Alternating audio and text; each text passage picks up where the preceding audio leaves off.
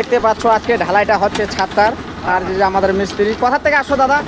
আমরা বালাসন থেকে আসছি। বালাসন থেকে আসে। তো আজকে ঢালাই হচ্ছে, তা আপনারা দেখতে পাচ্ছেন যে আমার ভিডিওটা কে কোথা থেকে দেখতেছেন একটু লাইক কমেন্ট করুন। আর যে প্রথম ঢালাইটা হচ্ছে স্টার্ট, তো দেখতে পাচ্ছেন লাস্ট পজিশনে নিয়ে যাচ্ছে মালটা।